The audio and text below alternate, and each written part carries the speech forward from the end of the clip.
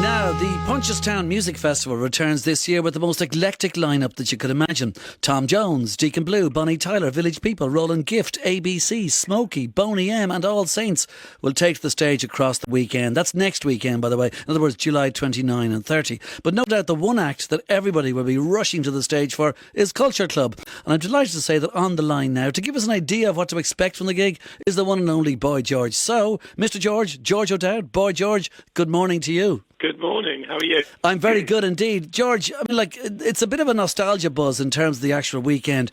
What's it like back up there fronting the band itself? I mean, just being in front of Culture Club again. Is it a good feeling? Well, we've been touring for the last couple of years. We've been in America, we've been in Asia, Australia, and we kind of do this every so often, and we love it. You know, it's great to do it. You know, the audiences are very affectionate. There's a lot of warmth out there. You know, our audience are kind of grown up with us. So it's just a fun experience, always beautiful. But like, you yourself are still very much prevalent in the music industry, not only as an artist, but also as a coach to upcoming talents on The Voice. Now, let's get this right. You were Voice UK and Our Voice Australia. Is that it? Yes, at the moment. And what's that like?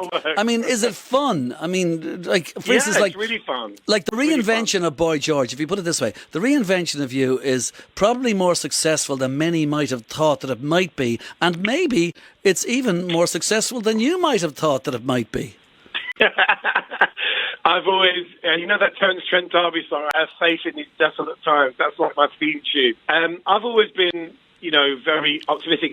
You know, people say to me, what's the secret? I say, turn up. Yeah, yeah. I think really it's just about being willing to graft and work hard and, you know, stick around, really. I love what I do. I think that's the main thing. I think I've reached a point where I'm in a really good place in my personal life, and I sort of realise that I'm lucky to kind of do what I do, and so I really enjoy it.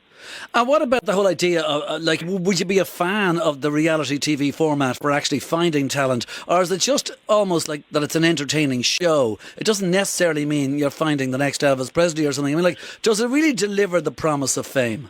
Well, I think that, first of all, let's just establish one thing. Reality TV has got nothing to do with reality.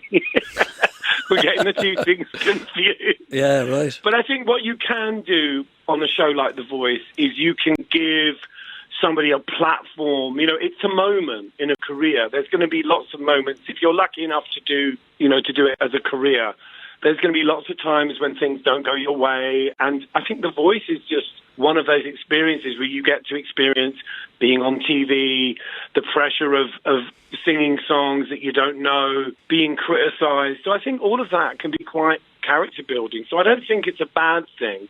It's what you do with that moment that really makes a difference to your own personal experience. You've got to, you know, it's one thing to be on the show, but then you've got to make it work for you once you're off the show. And what about you? What are you really looking for? I mean, the programme is called The Voice. I get the impression that you look for much more than the voice and the music. You look for even the way they stand and the way they move and the way they are. I've always said you can't separate a great artist from what they wear, what they sing, what they do, how they think, all of those things. If you think about anyone in the last 50 years, Elvis Presley, Prince, Madonna, Michael Jackson, George Michael, all of those people had something more than the voice. Oh, yeah. I think it has to start with the voice. It has to start with the music. The music is the most important thing. But then when you've got the added sort of thing of style and character and personality and a bit of mystique, I think that's when you create an artist rather than a great singer. You know, there's lots of people out there who are great singers, but there's not many people who will go on to develop and become a real artist. Yeah, and there's no doubt about it. Like, somebody like David Bowie would never have been the David Bowie of the 1970s.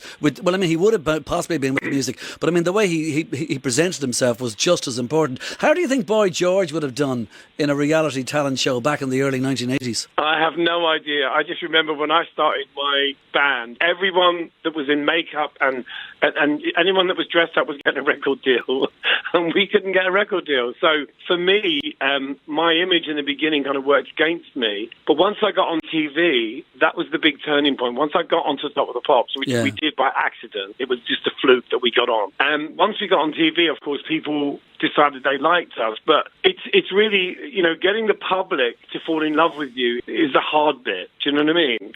Yeah. And very often you've got to be played on the radio, or you've got to be seen on TV. People need to, they go to the supermarket, you need to be on the shelf. Yeah, but hold on a second. Once you got on to Top of the Pops, I mean, once you were sort of shouted down, if you like, because you thought that Do You Really Want to Hurt Me was not really an A-side of a single that you should be releasing. I absolutely was against it. I mean, I went into Virgin Records. I had a big heated row with them. I was like, this is the wrong song. So for me, it was a huge life lesson, because what I learned from that was when you do share your heart and your personal stories with people, that's when you make the biggest connect. So Do You Really Want to Hurt Me, for me, was very personal. Yeah. And I didn't realise that that's what was the thing that people wanted. They wanted that personal connection with you. And so for me, that was when I started to realise, okay, the more open you are in your music, the more people are going to connect to it. But also the words used to describe you on The Voice range from funny and relaxed to generous and engaging. Is that nice to know that, wow, it is coming across as just who I am, and that's exactly what I'm trying to be? You know what, when you do these shows, you do worry, is me just being me going to be enough? And you do go through a whole process of thinking, well, I can't be anyone but myself, so I hope that's going to be enough. And yes, it is very rewarding and nice to hear that sort of being yourself is appreciated.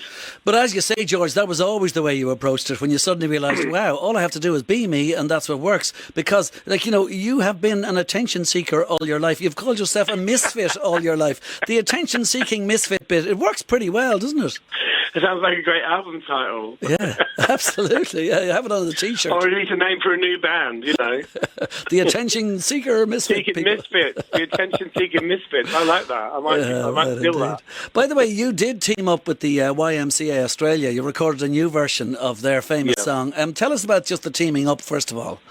Well, they approached me and, said, would I consider singing YMCA? And I initially was like, you know what, that's never been on my list of songs to cover. Right. And also, it's such a classic song that's so much a part of our lives. It felt like it would be repainting the Eiffel Tower or something, so I was a little bit hesitant. And then I started to play around with it. I sat down with my guitarist and we started playing around with it. And then I kind of thought, actually, if I give this a kind of jazzy edge, and don't go down the kind of big production, kind of bombastic, production route, this could be quite interesting. And that's when it started to make sense to me. And I also really like the idea of the fact that the YMCA were finally embracing this song that initially in the 70s they wanted nothing to do with. So it felt like a big turning point. And might you be gate crashing the Village People's set in Punchestown and treat the crowd to your version instead, George? Are they going to be there too? Yeah. I think getting Culture Club to do the YMCA wouldn't be easy. Okay, all right, that's fair enough. Right. I just had a conversation with Roy because I want to do Tainted Love in the show. And Roy was and I had to compromise. What about the album of Boy George songs that you love stuff? Everything from Careless Whisper to Jealous Guy, etc. I mean, yeah, that's coming. It's coming, is it? And there's going to be a bunch of songs from as much growing up from the 70s as there was while you were there in the 80s. Is that it? Yeah, I think the stuff that every so often you'll hear a song and you think, oh, that's such a beautiful song. It's so simple. It's so poignant. I wish I'd written it. And I've got a list of those. But even things from, Richard Hellon, Blank Generation. Yeah. Fancy doing that, but maybe making a kind of jazz version of that. Wow. Kind of just taking things that maybe people don't even know, and kind of give them a new slant. Yeah, right, indeed. Okay, well, that's around the corner. Just right now, do you think if I ask the question, are there any Boy Georges out there now, do you think the music industry has changed so much that people are actually looking for something different from music today than they ever did in the 80s? So it's just not the same. Like if I said, who stands out to you now at an act that's pushing boundaries, breaking the mould, if there are any, it's almost, do you think, almost a redundant question because it's just a different thing now? I think it is, but I think that things are cyclical, and I think things will go back to...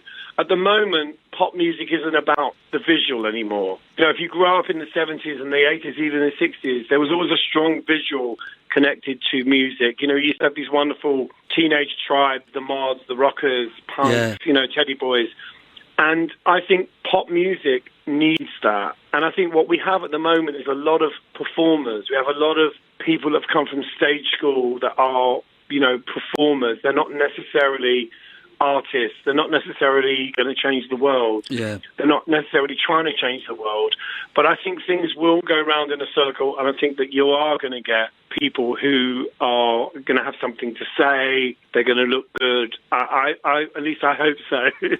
Well, look, George, like when you were 19 or 20 and doing your thing, you had this very strong you didn't have a strong political agenda. You were just being yourself, as you said earlier on. So do you think the charts years ago, were they much more a playground for freaks and eccentrics? And in many ways, that's like so many bands and so many acts out there, right time, right place. You were kind of lucky to be there when you were there. We were very lucky. And, there was a randomness about the 70s. If you remember some of the Pops, you'd have whoever the hottest band was, the Sex Pistols or whatever, Rod Stewart. Then you'd have like the Goombay Dance Band. You'd have some mad old woman, an old biddy on a piano playing like, mouldy old dough.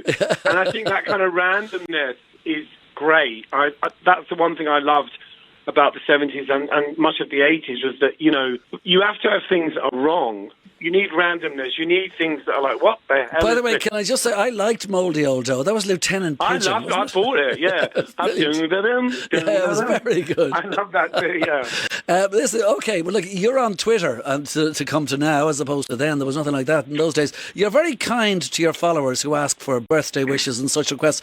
Is it impossible to be Boy George in the real world? I mean, do people flock to you or do they tend to just let you get on with it? I think that people, first of all, in respect for like giving, saying happy birthday to someone on Twitter or whatever, it's not exactly difficult to do that. Do you know what I mean? And, you try to, the whole point is it's called social networking. You try to be as social as you can, Yeah. But I feel that I'm pretty much allowed to be who I am, I feel quite free. And what about like bands being complex families and things always go wrong all the time? They went wrong in Culture Club, no question. So how have you managed to keep it going after such a long time? I think that you have to, we still have arguments. Very earlier on today, myself and Roy were having an argument about Tainted Love. I'm like, we're doing it, we're not doing it. All right. I'll let you do this one if you let me do that one. You just got to compromise. You've got to compromise. You've got to stand your ground. You've got to, just argue and be passionate about something. And, usually you can get your own way. Do you know, people say you get older, you get wiser. I get the impression you wouldn't necessarily buy into that at all. You just get older and you get to enjoy life. I think you get older and you get to know yourself a bit better. And I think once you start to know yourself a bit better, you kind of work out what parts of you are the best parts. Well, I think you get to like yourself a bit more. I think that's the key, isn't it? You get to like yourself a bit more. Right, yeah, indeed. And also, by the way, like you did, Celebrity Apprentice in the US, you're up in front of Arnold Schwarzenegger. Would you like to have had the chance to be up in front of Donald Trump? Well, I probably would have done it with Trump. I mean, I wouldn't have. It wouldn't have bothered me because, I think many, many years ago, I was asked to interview Mary Whitehouse. Remember the late Mary Whitehouse? Yeah. I was asked to interview her for a magazine, and I thought it would be quite an interesting challenge. And I went down to her house in the countryside, and we ended up getting on really well. We ended up kind of calling a truce in a way because she turned out to be quite a sweet old lady. I mean, I didn't agree with anything she had to say. But similarly, I think with someone like Donald Trump, you think that when you see someone on TV that you're either going to like them or dislike them, and sometimes it's the opposite. Sometimes you see someone and think, oh, I'd love to meet them, and you meet them and then they're awful. Yeah. And equally, you're someone that you don't particularly feel attracted to. You meet them and you go, actually, they were quite nice. And me and Donald Trump were born on the same day. Yeah, you, Donald Trump, and Che Guevara. That'd be a good party. And Lily Savage really? and Alan Carr. Yeah, right. I mean, it must have been like a gay apocalypse on that night. But yeah. It can't be all bad. Indeed. By the way, a gay apocalypse, if you think about some of the things you've done, was it a good way to get back into America with just to get people to like you by doing Celebrity Apprentice and that? And also, when you won a Grammy, you said, you got up on stage and said, listen, you know a good drag queen when you see one. That's not the type of thing that might have gone down as well in America as it did in Britain. Were you shocked when there was a bit of a reaction against that? No, not really. I mean, it was different times. Yeah. I mean, nowadays, people don't bat an eyelid at those things. But at the time, there was quite a strong reaction. But I think with things like Celebrity Apprentice or The Voice, it's just a great way. It's a bit like MTV. When MTV came along in the 80s, bands before MTV had to go out on the road and do these extensive tours. And then we came along, and we were the sort of upstarts, and we put our videos on MTV. And, you know, they were these kind of colourful postcards that went around the world. It meant that you didn't have to go out on the road and pay your dues like the old rockers. So, you know, The Voice and Celebrity Apprentice or whatever, these shows are just another way of doing that. You know, it's a quick way of getting into people's lives again and reassociating with the public, and it's just a great way of doing it. By the way, just to go back on one I mentioned earlier on, what was it like facing up to Arnold Schwarzenegger? Was he cool? I found him quite nice. You know, I mean, obviously you don't really get to know people that well, but you know, I liked him. I thought he had a kind of good sense of humour. You know, he had some good comebacks, and he was funny. I liked him. Do you know, like, just 2 documentaries that were done? Like, I mean, in 2014, the BBC had From Karma to Calamity. That was one side of Culture Club. You're laughing already. And the other one is a documentary about life in the 70s in suburban Britain, which was extremely well received. Is that the two ends of a documentary spectrum for you? Well, one of them, Calamity, was it called Karma to Calamity? Yeah. It was a little bit, I felt like it was a missed opportunity, really, and I felt it was a little bit tabloid. It was a bit tabloid. And the other one, I think, was much better. That's a nice way to put it. Listen, there's just one or two names I just want to mention here. Like, I could go to Prince and Elton John and Princess Diana and the people that you know well. But just in terms of Prince, I know you say you got on well with them and you sat down at this bizarre meal you had with them or whatever. But you did also call him the artist formerly known as Get a Personality. So which is it? I think that he was a really interesting person in real life. Oh, come on, George, you're not a politician. Come on. No, he was awkward. In real life, he was super awkward. I mean, when I met him in real life, he was super awkward. But as a performer and as a songwriter, he was a genius. Yeah. But in person, it was meeting him, he was like the most awkward person I've ever met. And I was just so surprised because, you know, you see somebody performing on stage and you think they're really flamboyant and, you know, extravagant and exotic, and then you meet them and they're just really odd. Yeah. And I think what I said earlier, you know, that is always the way that you think some people are going to be really interesting and they're not, and then you think other people are going to be obnoxious and they're charming. I mean, Prince was a genius. I was a massive fan, but just one thing before winding up, and it's this: you're sitting at a table in Elton John's house with Kate Bush. What are the three of you talking about? Because that happened. Am I allowed to say what he says? I don't think I can. Oh, I think you can. I would love to tell you what he said. It's quite rude. It's quite rude, is it? Yeah, no. I had a really fun. It was amazing. First of all, it was amazing because I love Kate Bush, and she's from Elton, where I come from. Oh, right, yeah. So it was so funny because I said to her, "I can't believe I've ever met you. All these years, I've never met you." I was asking her what star sign she was and everything, and she was like, "You've been in America too long," and you know. And I was like, "No, you know." And Elton did make a very rude comment, but I literally cannot tell you what it was. All right, well, listen, we'll try and imagine. Listen, George, it's been a real pleasure. We'll see you in Ireland next week. Thank you so much for talking to us, George. Good luck. Thank you. God bless. Good luck. Bye. Bye.